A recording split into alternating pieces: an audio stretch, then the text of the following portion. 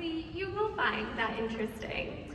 So without further ado, let's introduce our dinner guests of honor. They'll let us know them, see them, they'll give us this rare gift, and we do want it. Mads Mikkelsen and Hugh Dancy, everyone.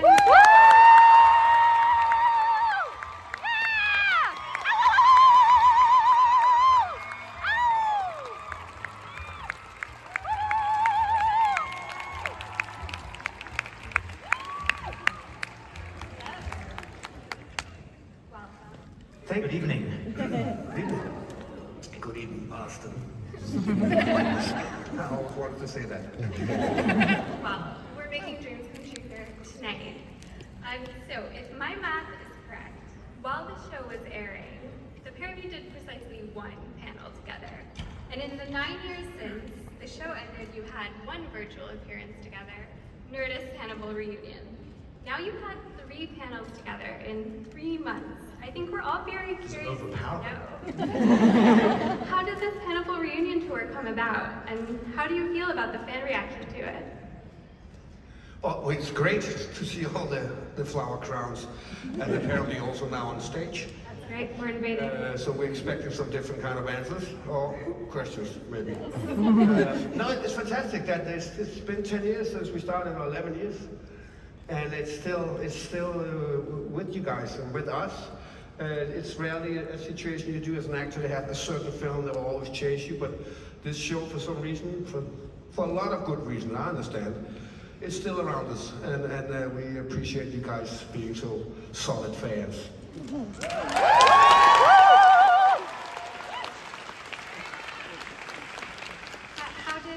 How did you start doing these panels again? Did it just happen? Someone called you? They were like, well, I think there's so much fan engagement, right, with the show that if we're going to be around here and meet people, it seems crazy not to sit in front of you and answer your questions.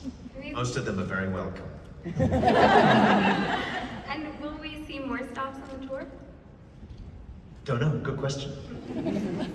More panels? Yeah. Yeah, if you can find a room. We'll find the room, you show up. Great, so Hannibal often sees characters returning obsessively to particular moments in time, wondering what might have happened in some other world. Fans, of course, do the same. One moment I want to return to is in Digestivo. After Hannibal saves Wolfram Mason, we see him working on time travel equations by Will's bedside. Mads, if Hannibal cracked the code and could reverse time at that moment, what point do you think he would have gone back to, and what would he have changed? I'm not sure that I, or Hannibal for that matter, is a big fan of changing history, because we do know that a small change here will be a gigantic change down the path, right? But I had this question quite a few times when I did the Indiana Jones film. Am I on? Normally I get a laugh there. I'm gonna say Indiana Jones, no. Yeah, where would I go back? And I was thinking about it a lot, and I wanted to go back and meet the PR people of Genghis Khan. Because one of the most ruthless bastards in history, but somehow they I don't know what they did, these PR people, but they succeeded in this generation of people finds him super fascinating and cool.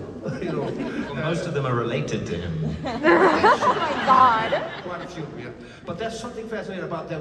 We look back on a man and a part of history as one of the coolest part of history.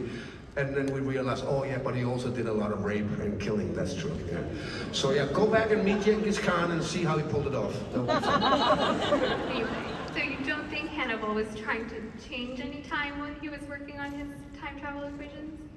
No, I think he was just curious. No, I mean, yeah, he does like to play God in a sense, but even for him, I think that would be a little too much. Okay, fair enough. And Hugh, what about Will? If in the final moments of the series, he somehow unlocked the secrets of time travel, do you think he would turn back time? Rather than fall off a cliff? Yeah. Yes, I do. Where would he go? Where would he go? pretty much anywhere, you know. But I don't think he. I think like Mads, I don't think he's interested in that as a concept.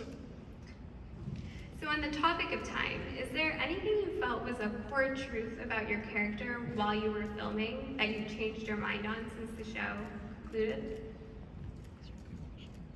Not changed my mind. No, I think you know, as Brian was writing the show over the course of 3 years, it develops. So maybe the understanding, and through the process of just filming it, right, and doing the work, you come to a deeper understanding. But after that, no. What I found is that I meet a lot of people who have almost a much better understanding than I do.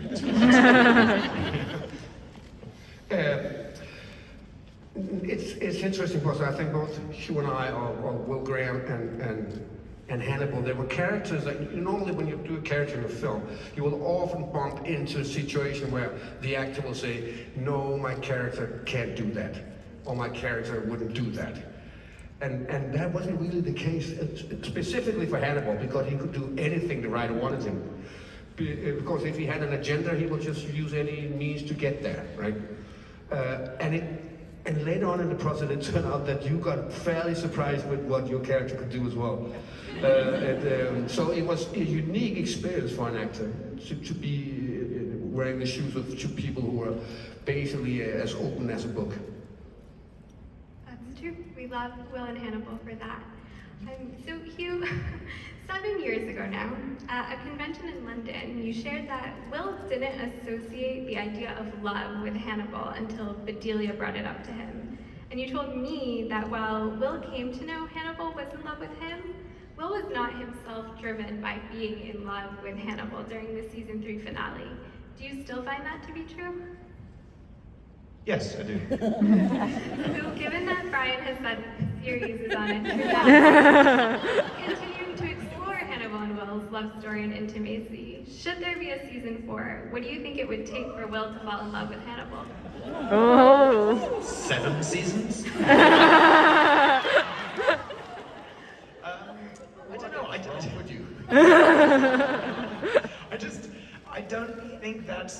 don't think that's the conscious thought process going on. But unconsciously. I think Will's coming to terms with something within himself primarily, right? Mm-hmm. Okay. And Mads, when do you think Hannibal stopped seeing Will as a fascinating experiment and started seeing him as a fascinating experiment and also a life partner? I can't imagine Hannibal ever using the phrase. It depends on how long that life is, right? I know that we're not here to disappoint any of you guys, but it's not the first thing that is or the most important thing in their relationship. There's a mutual fascination, and they see each other for who they are. And yes, we can equate that to love or platonic love or anything, but primarily they are cat and mouse, and they keep changing who's the cat and who's the mouse. And that's the fascination they have of each other as well. And a little love. Okay. At the top of the cliff, Dead gazing silence. into each other's eyes. Let's put aside Brian's vision of Brian Fuller, everyone, for a moment. If Hannibal and Will got to design their ideal next season, what would they each want to happen after the fall? Bounce?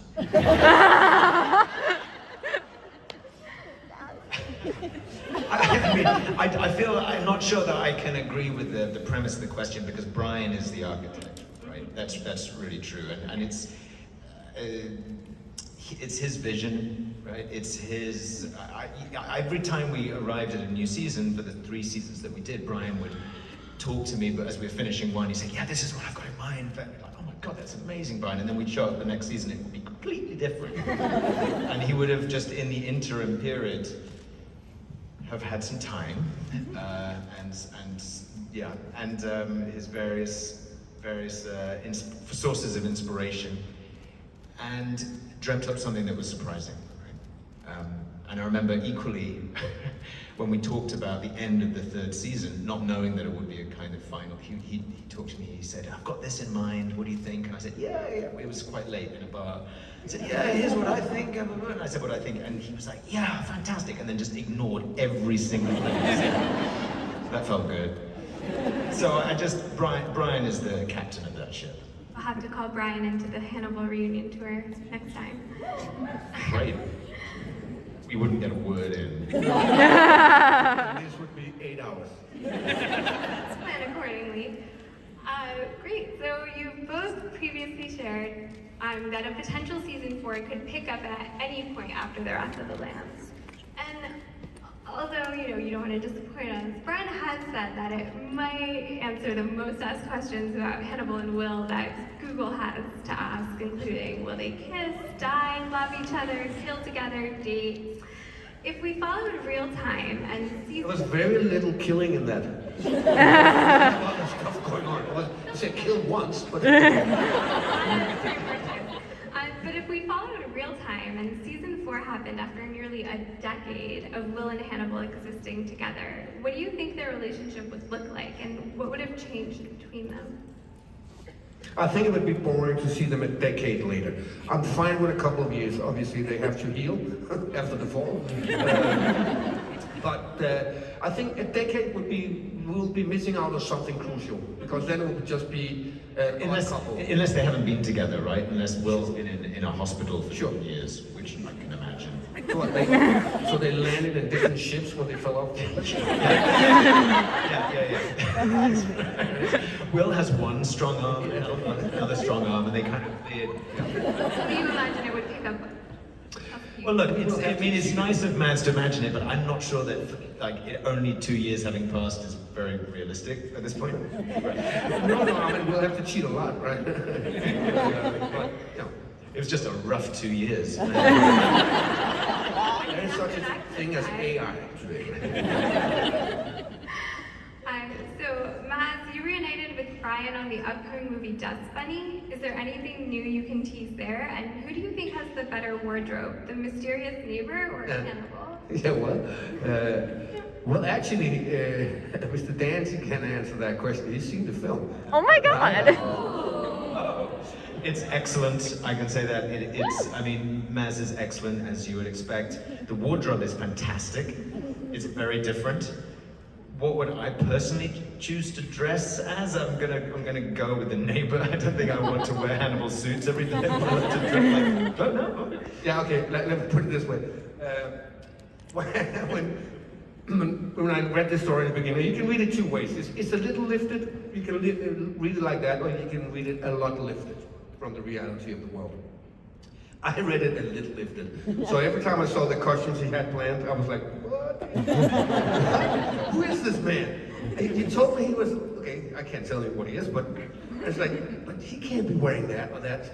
And then eventually I figured out, okay, it's very lifted. I'm not going to ask a question about the wardrobe again. There is a slight sense that you're like, wait, that's Brian. Oh no, that's Matt. No, sorry. I would go with Hannibal. I love what Hannibal was wearing. Yeah.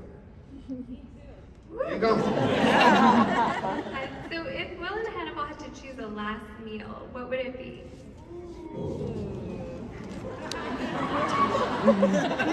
I guess you're meaning together, right? Or separately. I mean, if Will is that last meal, that's acceptable. If you were the last meal. I mean, I think that's entirely plausible. Yeah, it's got to be something with kidney, right? Yeah, some kind of offal. Yeah, it's vanilla kidney from Korean style barbecue. Yeah. Could be. Delicious. Will, I mean, you? Honest truth, I don't think Will cares very much. 2 shots of whiskey. Big cooking for 3 years for you. Have you been lying to me all this?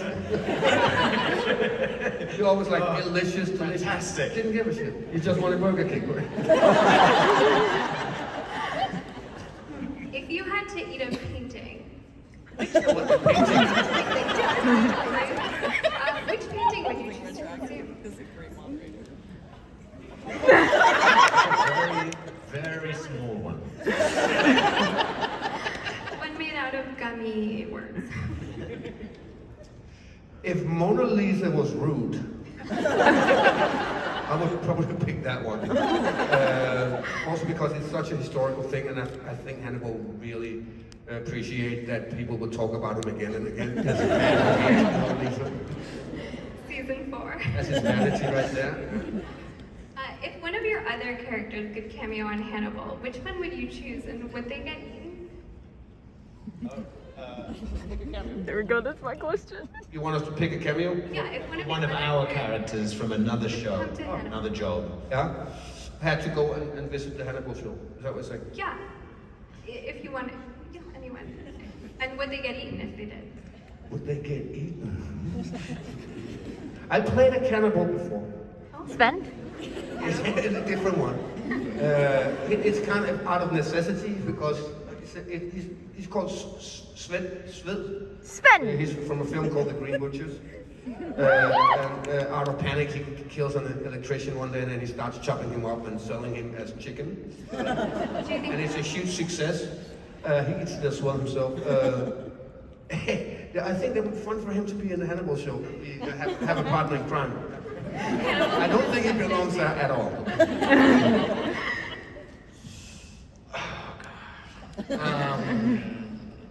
I played kind of an aspiring cult leader at one point. Yeah, cow! He would be, I don't think he would last a second. No. Hannibal would eat him. Mads, what would Hannibal have said to Will's wife Molly if he met her? Yeah! Hot topic.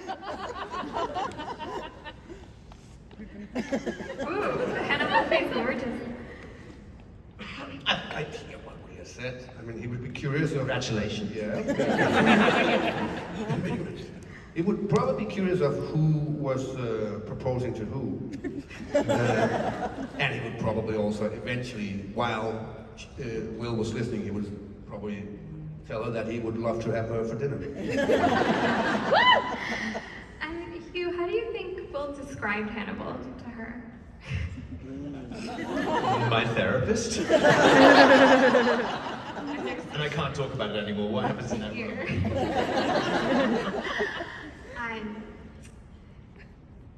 When will you make a movie in Denmark, Hugh? I like the sense of inevitability. I mean, really, I think it's a mess. Yeah, he's working on his Danish. Say something funny. Yeah, I love it. Yeah, don't know. We'd love to. I've never visited. So let's start there. Okay, I hope so. That's how close we are. That's a callback to your first panel together at the Paley Center in 2014. And you said that Mads is always saying you should make a movie together in Denmark. It's true. I'm sure he said together. But did I say that? Fact Yes. check. It's coming back to me. Hoping. It's 10 years ago. Yeah. But let's do it then. Let's make it. We're doing it.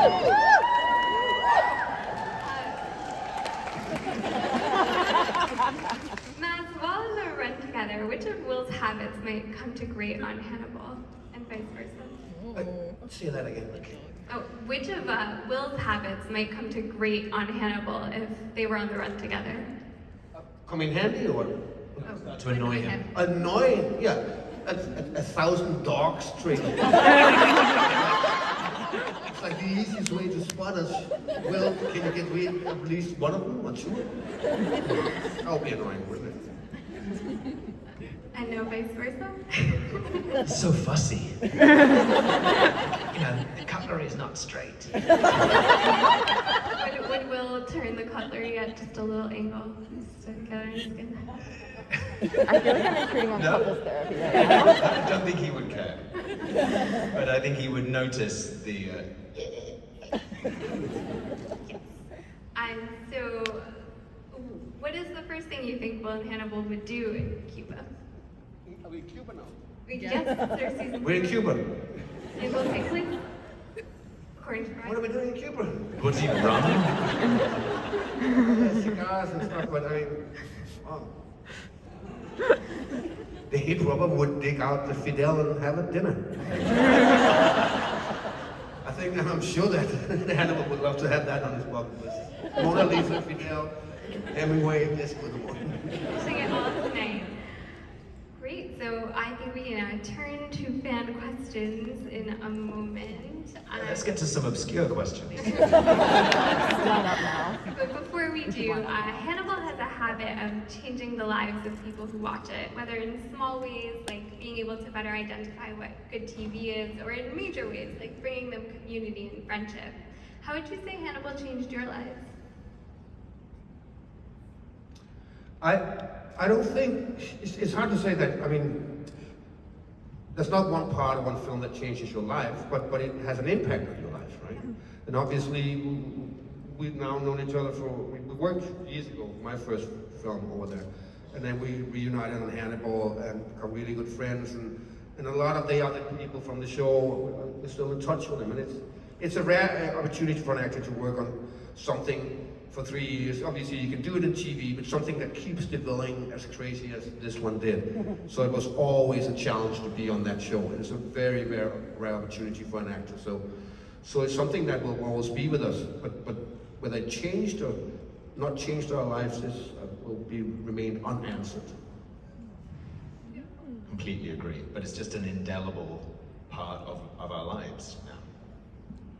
Absolutely. Okay, I think you can line up for questions.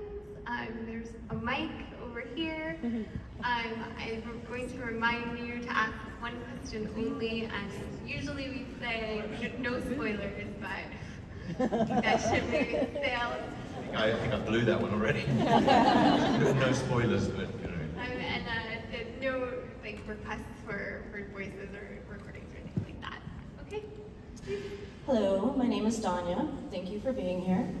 My question isn't really related to any of your work, but it's just a question I ask everyone. If you could go back in time in history, when would you go back to? Well, he's already said Genghis Khan. Oh, yeah. And you know, weirdly, me too. Talking about Genghis Khan up here. No, I don't know. I don't know if this is an answer to your question, but I've never had any curiosity about going back to any particular period of time. But I am reading books at the moment about like Tudor England and the reign of Henry VIII, which is increasingly clear to me was batshit. And I'd be interested in that. Or go back and see how they built the Göbekli Tepe. And that's completely silence in here. So it's a civilization that is probably 12,000 years old, like 5,000 years before the pyramids, and as immaculate built, and nobody has an answer to how they did it. That would be fun. Not to the heat. The potatoes? No, I'm good. Add enough. Okay, hi, I'm Abby. I have a question specifically for Hugh. In Mizumono, it's such a complicated episode. What was your process as an actor, specifically during the moment where he says you were supposed to leave? What was your process as an actor of developing Hugh's, or not Hugh, Will's thought process and your own when you read that line? We had talked about it. I mean, not so much between ourselves, but I had talked about it with Brian, and I know Mads had as well, like the trajectory of that season, and that, not that specific moment, but everything surrounding. But ultimately, you know, Brian sat in his apartment way up over Toronto, probably writing it at 4 in the morning, and it arrived, and I think I just wanted to show up and do it, and it sounds like it's a disappointing answer, but No, it makes sense. It's not really something you can necessarily prep for. You know, there was just try and be responsive, and there's a lot in there. I mean, it's very brutal and it's very ugly and it's very upsetting, but there's also a lot. You have to kind of suspend your disbelief quite a lot. There's a dance that they're doing, so it was just a matter of playing it out and seeing what happened. Cool, thank you. Hi, Oh, so Hello. okay, all right. So, hello, my name is Hannibal, and I have a question for both of you.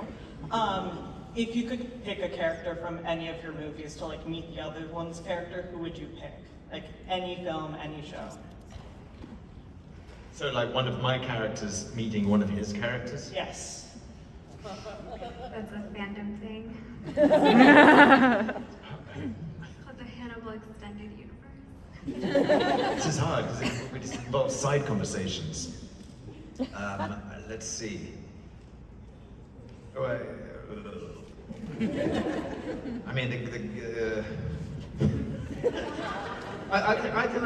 I think actually the character I did in Indiana Jones, Dr. Fuller, who is working with time travel, will come in handy for Will Graham to meet.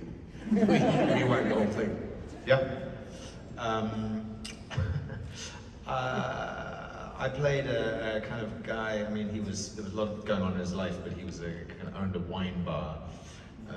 This is in the Big C. The fact that he owned a wine bar was the least significant thing about him. But he could have met. I feel like he could have met Maz's other cannibal. Sven. Beautiful. Okay, let's do one more from this side, even it out. We'll go back. Hey guys, Stephen again. I wanted to say first off, thank you for being so sweet to all of us. Is asking you a question abusing my power on this Yes. microphone? Sorry, what was that? If asking, well, you did ask just one question, but you get one more. I did. All right, first one for Mads. I'm a big fan of Hideo Kojima, and obviously you and Death Stranding. Not only keeping up with his video games, but also keeping up with his Twitter and Instagram. It's no secret he has a bit of Mads fever, and you guys have a bit of a bromance. I was wondering what's it like hanging out with him, and do you guys talk often? I've been to Japan a few times, and I always meet him when I'm there. And he has been in Europe a couple of times where I also meet him. He's very active on Twitter. I am not existing on Twitter, and he's lazy. So yeah, I think it's just part of his life. He's treating that whole social media thing as if he's a teenager. He's aware of how successful it is for him to get his message out and talk about his things.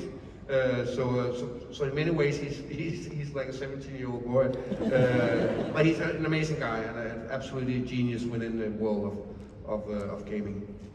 Awesome. And one final thing for both of you guys. It's no secret. It's very obvious you guys have been aging finer than wine. What's your secret? Ironically, wine. And the occasional beer. Just one. Thank you guys. Hi, I'm Selena. Thank you guys for coming.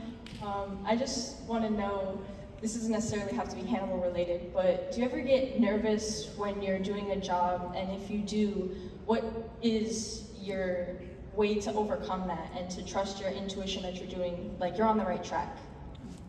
Good question. I always, at the beginning of any job, there's a sense that you haven't, even if you know you love the script, you understand what you want to do. At the very beginning, for me, there's a feeling of you haven't put down enough to have your sense of context yet, so it can feel a little unmoored. It just takes a few days, and it took me a long time to realize that it was always going to feel like that for me, and maybe if it ever stopped feeling like that, that would be a problem, even though it's not a lovely feeling. So now I think I'm probably a bit better at riding through that and knowing that it will ease off. Yeah, I mean, to be nervous is fine to a certain level, obviously, when it becomes completely strangling you. This is a place where nobody wants to be. And I think we've all been in that strangling situation, and I have no really super good advice for that. Everybody tackles it their own way and figure out how to get around it, or maybe just go into it or whatever. But it does happen once in a while. I remember, for instance, in Hannibal, I had an Italian poem I had to do all of a sudden. Of course, something Brian came up with a couple of days before. And play the harpsichord. And at the same time, and be super charming in front of 200 people, right? And you get a little nervous in that situation because quite a few of those people in the room were Italian. But I mean, it's dive in there, work as hard as you can, be as prepared as you can. So that will take some of the nerves off. Thank you so much. Back to that side. Hi, my name is Sophia. I have kind of a very specific question for the both of you guys regarding the last episode of Hannibal, Wrath of the Lamb.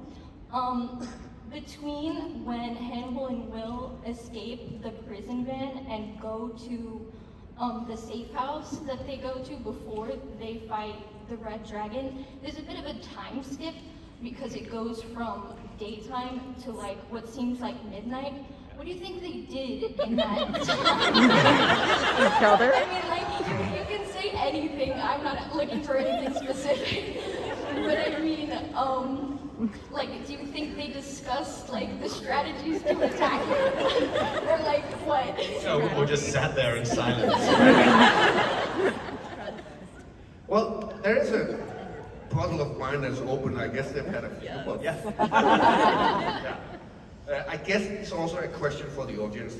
What would you like?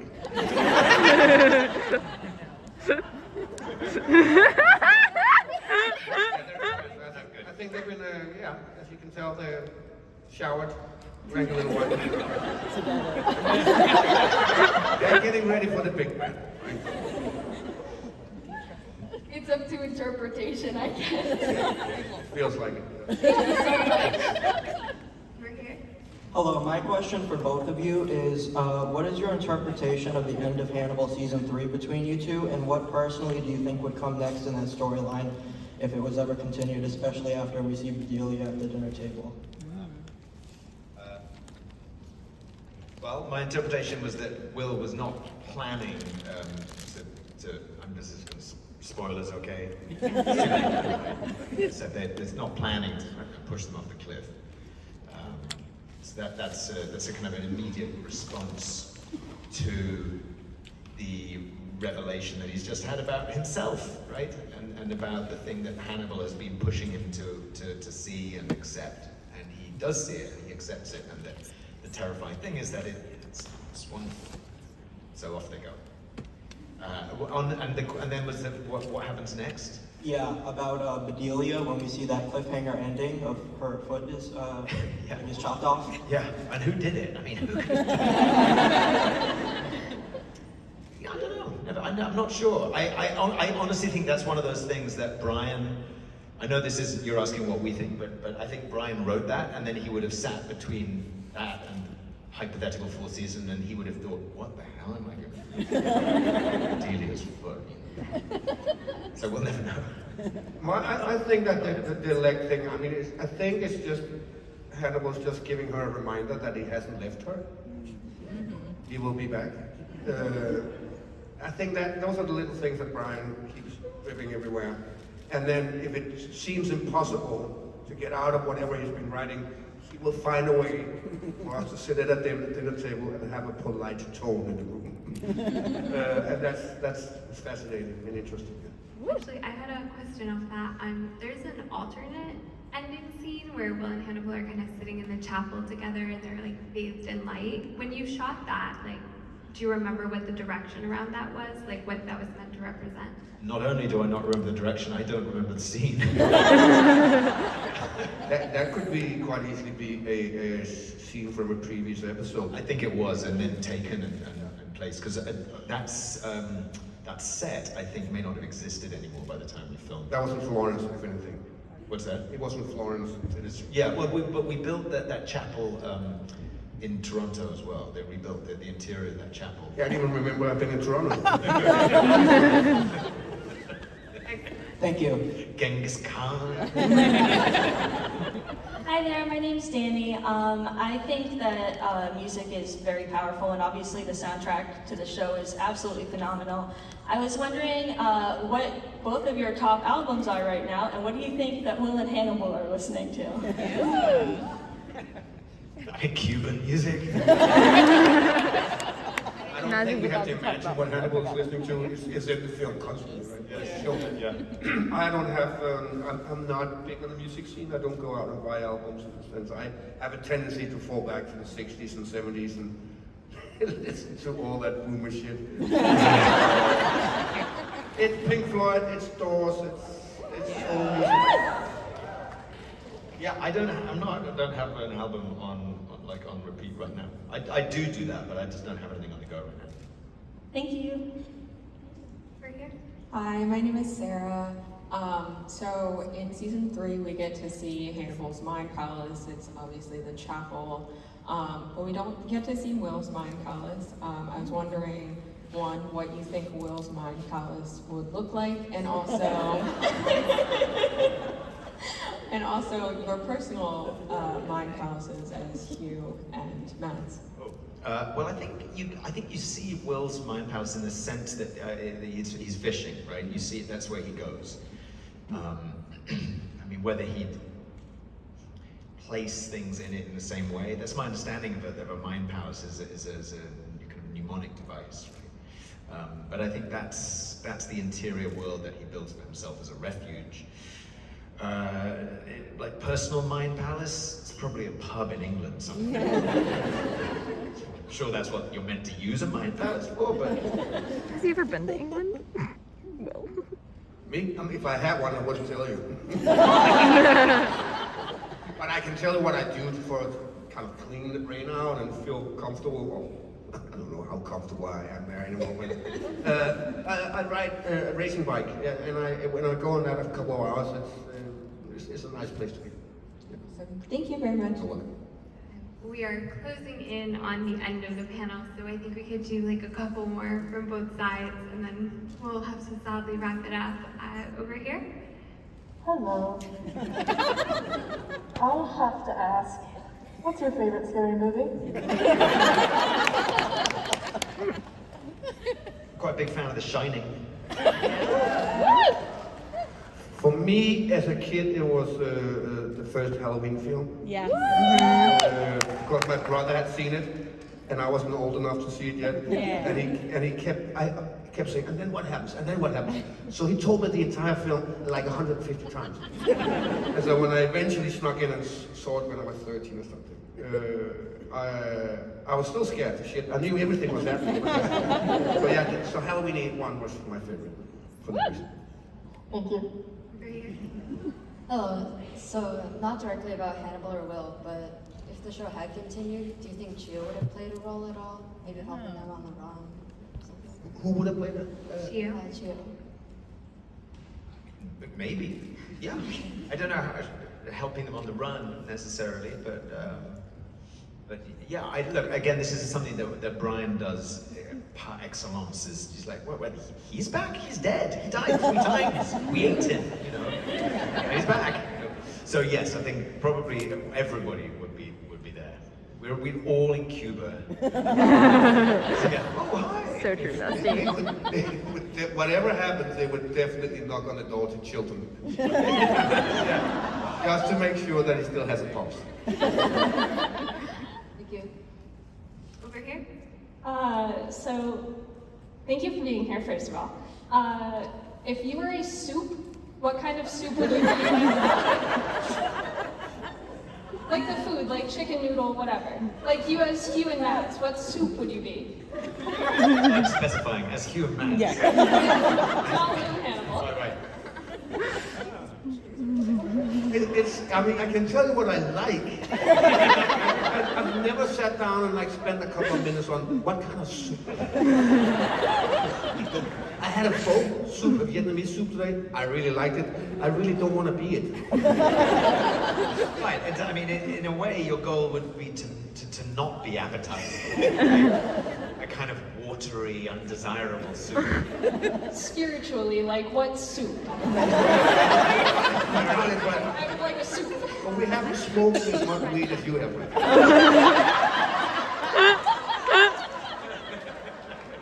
Thank you. Thank you. Over here. Hi, it's a great honor to be here. Big fan of both of you, not just Hannibal. I'll be quick because I know our time's running out. But my question's for Mads specifically. you're probably aware of this, but one of the standout lines in the show, which was also in the Hannibal book and the Hannibal movie, the line, I won't quote it, but it's about a fox and a rabbit. In the show, that line was changed from Mason Verger to Hannibal, which kind of makes sense because it's a very Hannibal Lecter-esque line. My question for Mads is, I was wondering whether you were aware of that, which I'm sure you were, and then if that played any role in how you really delivered it in such a different way than Gary Oldman did in the original and made it your own. I wasn't aware. I did read the book, but then again, I mean, as she was saying, Brian is mixing everything up, right? Constantly. Other characters are now taking out this arch in the story that somebody else has done previously. So I didn't go around fiddling with a line and call up Brian in the middle of the night going, Brian, this is not my line. Because he would do that constantly, right? So, but I wasn't aware, so I'm grateful you told me. Thank you very much. Let's do the last one over here. Hi, I'm Marielle. I just had a question for both of you. So if you had to choose, like, maybe a role... Chicken noodle is the right answer, by the way. But if you had to choose, like, a role that maybe you connected with, this is subtracting Will and Hannibal, maybe you connected with or you wish more people saw, like, what would you choose of yours? I don't know about connecting with or that I wish more people saw it.